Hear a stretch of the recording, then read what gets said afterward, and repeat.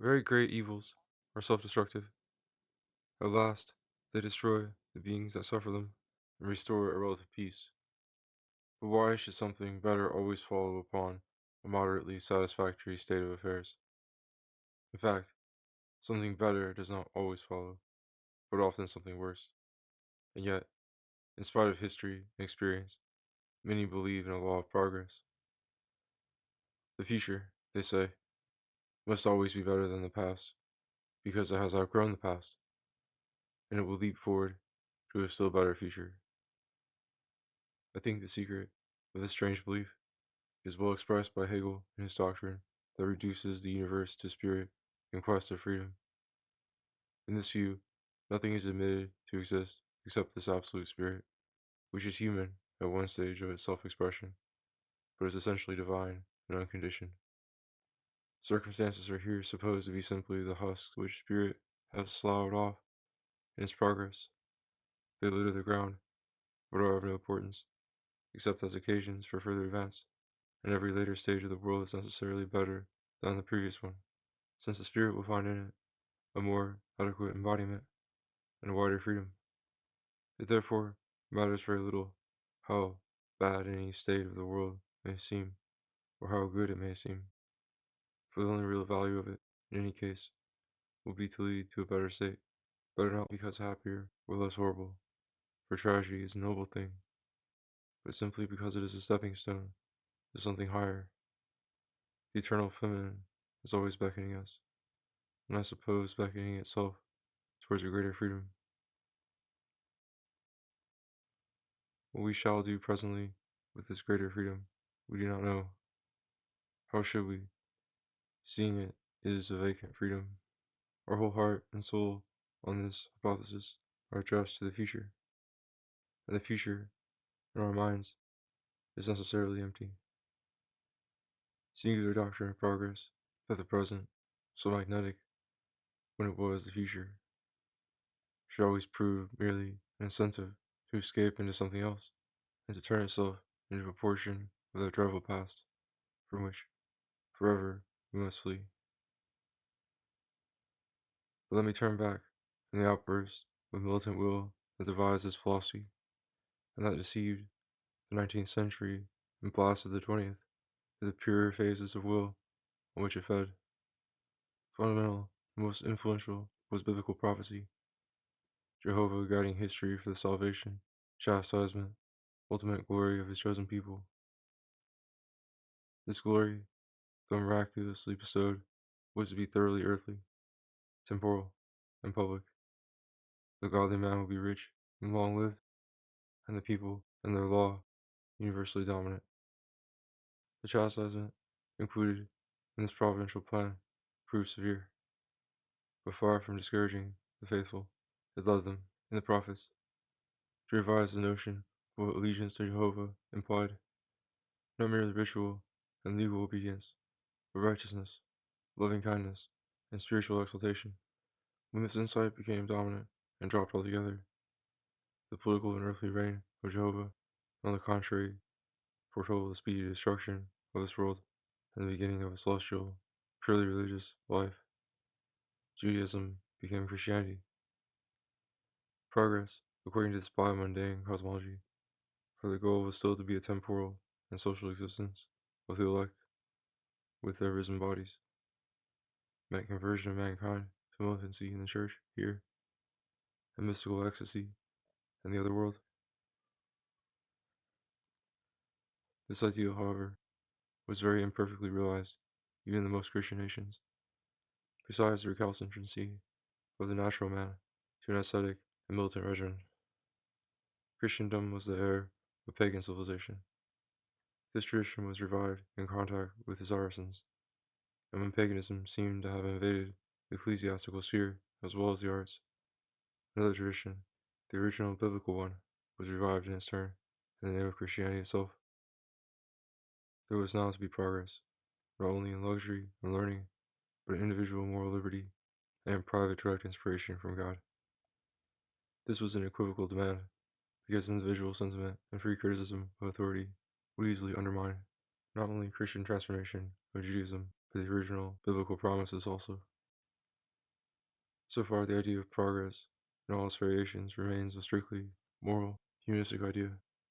The question is to determine the means of reducing the evils and increasing the goods of human life in each man in a given society or in all mankind. And this progress has a goal, an ideal society, an ideal condition to be approached, even if it cannot be perfectly attained. So marked is this moral essence of progress, as Orthodoxy conceives it in the West, that the goal of it was a holy spiritual life in another world. But within and around this esoteric tradition, there was always another conception, not moral but historical and political, the conception of Genesis, of growth, of evolution. And for many minds, the great vista, the great insight for the sage, was not a path of progress, but a process of metamorphosis. And a purely scientific or theoretical mind might even come to despise moral aspiration as simply instances of animal will, and to see the only possible escape from evil, identifying the process of metamorphosis with the nature and the truth of things, in recognition of which the intellect triumphs, no matter how rudely all human wishes are brushed aside. A poetic rendering of this tragic naturalism appears in Greek mythology. Here was a gifted race, in a happily parcelled territory, open almost everywhere to an inland sea and an inclement climate. The sympathy of nature with man could balance here the sympathy of man with nature, and allow him to leave remote, inhuman depths of reality decently veiled, but neither denied nor misrepresented. The early Greek philosophers, some of them still poets, could imagine the vast process of nature producing and dissolving all forms of life without giving man any special privilege or any special blame, nor seeing in the transitory bloom of his arts any reason for despising their ingenuity and beauty, or for not counting on their reappearance. This was the philosophy of the true philosophers, of those whom the folly or disaster of their cities had embittered, for the Greeks were nothing if not rhetorical politicians, became tragedians, emphasizing the personal and local catastrophe in each career, as if that counseled the charm of youth and the sweetness of life, so justly celebrated by the first great poets, whose epic, with their sense for tragedy, was no less sincere, but more discreet. Socrates had been stunned by the same tragedy of his country, very much as Europe is stunned today, and the refuge he took in the inner man gave the signal for Greek philosophy to turn away from its honest naturalism and merge in the turbid but impetuous tide of supernatural revelations. This was not to be at the flood for another 400 or 500 years. In the meantime, the philosophers scattered into sects politically either archaistic with Plato or indifferent with Cynics, skeptics, and Epicureans, or with the Stoics and the Neo-Pythagoreans, intellectual or mystical worshippers of the rational order of the cosmos. There is only one philosopher, Aristotle, who seems to me to have placed progress where it is at once morally real and physically possible. He did not call it progress, because he was not thinking of evils to be escaped, but of perfections to be achieved. Existence was perpetually addressed to exemplifying in time and through motion certain ideal models always present in the mind of God, and exerting profound attraction on matter, where and when matter was prepared to respond to it. The eternal substance of the heavenly bodies obeyed its model perfectly. Their progress was a perpetual, triumphal procession. Sublunary matter, on the contrary, tended to obey its various natural forms or models, but did so amid many conflicts and impediments. Mankind, in particular, had many times developed its appropriate arts, and then lost them through physical cataclysms or internecine conflicts. But human virtues and human forms of society had various natural models, according to differences of nature or of circumstances. Virtue, like health, was different shades according to race, sex, age, and personal endowment. Each phase of life and art, a different perfection may be approached. None can be maintained unchanged, but like the different generations of one family, they may revert in different accidental ways to the same congenital virtues. I recast this doctrine in my own words because it is my own conviction, and the moral terms in which Aristotle describes biological growth, while they refers to the natural order of Genesis, must be restored if we are to regard that order as a progress, the flux of existence, taken absolutely, would be pure metamorphosis, no phase implying or promising any other, and no beginning or end or continuation being assured. Evolution could appear within such a flux only if tropes, repeated cycles, and reproduction of similar runs, as in the generations of a family, would be observed in it. Then, if we personify the first phase of each repetition and think of it as a will or demand, the rest becomes a fulfillment or realization of that will. And the movement involved in each case becomes a moral growth or progress. But where altercations in that process arise, no matter for what cause or by pure chance, the process ceases. To that extent, to fulfill any will or demand latent in the first phase of it, the process has resorted to pure metamorphosis, as in successive patterns in a kaleidoscope. There is an internal contrariety, if not contradiction, in thinking of the whole process of cosmic existence as a progress. Aristotle himself and the Neoplatonists did not think of it so. There were degrees of fullness or perfection in the attainment by each kind of existent being of its participation in divine glory. And when a soul passed from one of these stages to another, it progressed or declined in its virtue. But these climbings or backslidings on Jacob's ladder were incidents only when seen temporally, from the relative and reversible point of view of other phases. For in the comprehensive glance of God, which all souls approached according to their enlightenment, all those incidents became fragments in one eternal mosaic. There all lights shone in harmony, each with its own color and brightness. Modern philosophers of history, like Hegel and Bergson, are not clear about the relations of time with eternity. As controversialists and critics, they are advocates of the metaphysical reality of change and time. The terminal points or moments of a process are false abstractions from that process, which is real insofar only as it is on the wing. This is good literary psychology or introspection. We cannot fix a term without coming to it and placing it on a background which lends it its function. Progress would be the transit of life itself, but if so, what moral gain can there be between one phase of life and the next? Both are equally transitions between untenable stations. In this quandary, the saving tradition of biblical prophecy helps the sinking metaphysician. Time and change are intrinsic to this world, but this world is finite. All time is embosomed in eternity. Morally, we are, in St. Augustine, in the world of Aristotle and the Neoplatonists.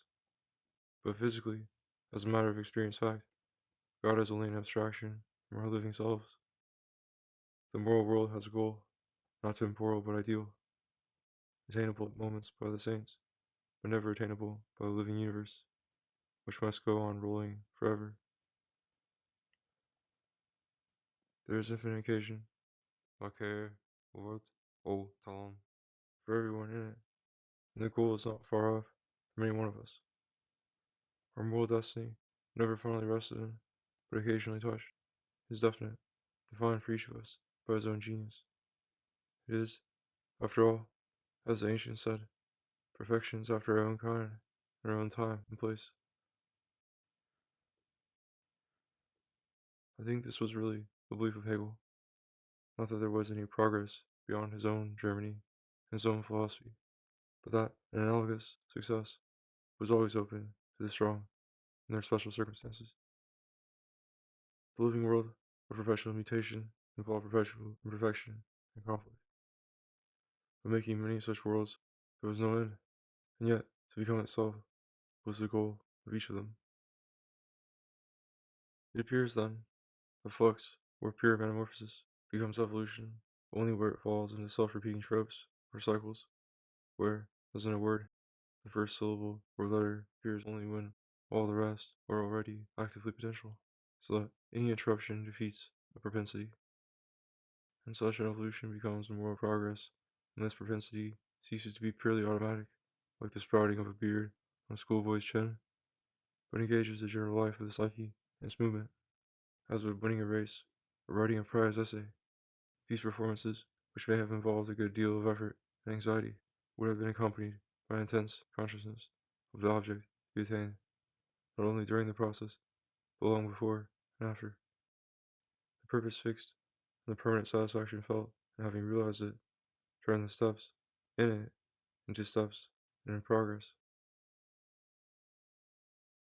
The same moral conditions determine progress in social and political enterprises, but the material conditions are different. Societies and nations are aggregates, not living organisms, and the moral fruits of any development there are not inherent in the social or political result itself, but in the sentiments and effects produced by it and all the individuals affected. The effects in such a case are dispersed and various. Victory in war, for instance, the most indubitable of political successes in itself, may bring many troubles on the victors, not to speak of the vanquished. When parties lose in office, grumbling or disabled soldiers, and disappointed or criticized officers, may see no progress, but only the seeds of ruin in the event. Nor can it be a consensus of opinions, contemporary or subsequent, that can determine whether any historical revolution is a progress or not. The standard, the information, by which contemporaries judge, are alike repudiated by historians, who in turn are repudiated by politicians of a later epoch. It is by their own party policy that politicians judge opponents, foreigners, the ancients, and all the possibilities of the future. And academic professors would not represent the mind of their age and country if they did not learnedly justify the principles of their governments and the opinions of their public. Nor are the voices of prophets crying in the wilderness better inspired or more unanimous. Is there, then, no ascertained progress in history? Are we no better off than savages or gorillas? Not all other animals might envy us, but there are certain demands, common to all living beings, which it would be a progress for them to satisfy more fully. A greater satisfaction in finding food, for instance, would modify all the impulses of any creature.